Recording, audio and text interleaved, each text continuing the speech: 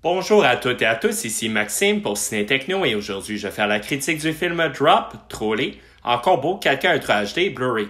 Le film est réalisé par Christopher Landon et met en vedette Megan Fahey, Brandon Sclater, Violet Bean et Jeffrey Self. Il est distribué par Universal Pictures et vous pouvez vous le procurer en magasin depuis le 10 juin 2025.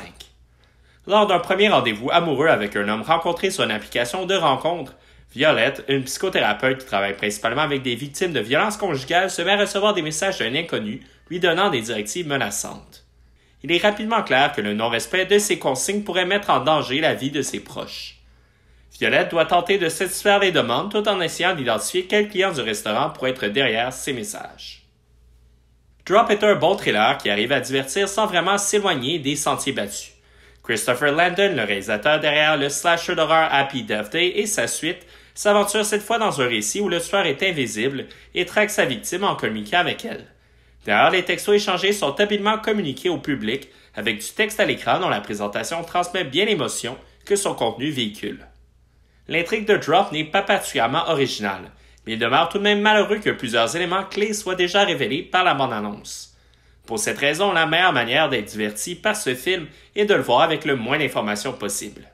Ce détail est encore plus décisif pour les cinéphiles habitués de thrillers de ce genre qui risquent de voir plusieurs similitudes avec des films de course contre la montre. Du point de vue du scénario, les deux premiers tiers du film sont assez captivants et crédibles. C'est principalement le dernier acte qui fait défaut, où le montage devient plutôt confus et la conclusion bâclée. Tout ce qui rendait la première partie intense et crédible n'y est plus.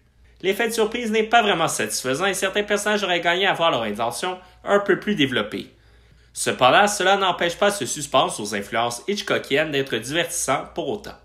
L'humour noir de Landon est encore un peu présent dans certains dialogues, notamment ceux avec le serveur, joué par Jeffrey Self, qui en est à son premier quart de travail et qui n'aide pas Henry et Violet à passer une première rencontre des plus confortables. Megan Fahey, qui s'est fait connaître à la télévision dans la série The White Lotus, offre une solide performance dans le rôle principal de Violet. L'actrice est habile pour tenter de cacher son inquiétude aux autres personnages, tout en prenant en considération que le public est dans le secret avec elle lui aussi et voit les messages qu'elle reçoit. Elle forme un bon duo avec Brandon Sclater, qui interprète Henry, le photographe qui a la malchance de partager ce premier rendez-vous avec Violet. L'acteur est en mesure de créer un personnage chaleureux qui semble déterminé à aider de toutes les manières du monde. Cela lui procure un charme malgré les circonstances difficiles.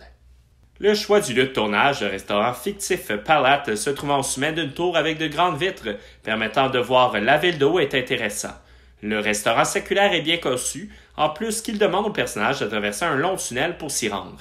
Bref, cet emplacement donne encore plus le sentiment que les personnages sont isolés dans une cage avec cet harceleur. À ce décor s'ajoute le travail de Mark Spicer à la direction photo. Ce dernier utilise bien la lumière pour diriger le regard du spectateur au même endroit que celui de la protagoniste. Il fait cela en diminuant l'éclairage sur l'ensemble du plateau, sauf sur la personne que Violet regarde et soupçonne d'être derrière les messages harcelants. Bear McCreary, à la musique, qui avait également travaillé avec Christopher Landon sur Happy Death Day, propose une bonne bande originale. Sa musique accompagne bien l'action sans prendre trop de place pour autant. Le transfert en 4K Ultra HD est un succès. Il permet d'apprécier les détails de l'image sous la lumière tamisée de ce restaurant dans les hauteurs. Les couleurs sont riches et saturées et les couleurs chaudes ressortent particulièrement bien, comme le rouge de la robe de Violet. L'image est très précise et permet de distinguer les détails sur le visage des personnages. Piste sonore et format d'image, l'audio est disponible sur le 4K Ultra HD et le Blu-ray en anglais Dolby Atmos ainsi qu'en français et en espagnol Dolby Numérique plus 7.1. Sur le Blu-ray, il y a également une piste en audio description anglaise 2.0. Pour les sous-titres, ils sont en anglais pour malentendants, en français et en espagnol sur les deux formats. Le format d'image du 4K Ultra HD est 2160 pixels ultra haute définition de ratio 2,39 par 1, HDR10 Dolby Vision. Pour le Blu-ray, haute définition 1080 pixels de ratio 2,39 par 1. Pour les suppléments, ils sont seulement disponibles en anglais. Il y a les segments A Recipe for Thrills, Making Drop, A Palette for Panic, Killer Chemistry et des commentaires audio du réalisateur Christopher Landon.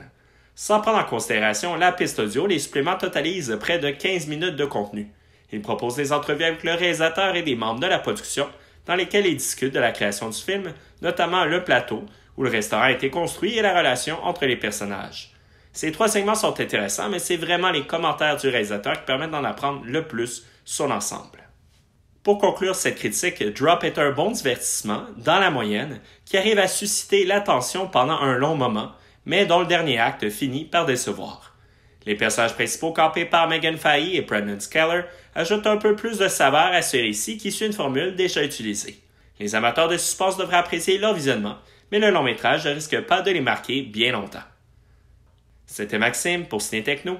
Merci beaucoup et surtout, bon visionnement.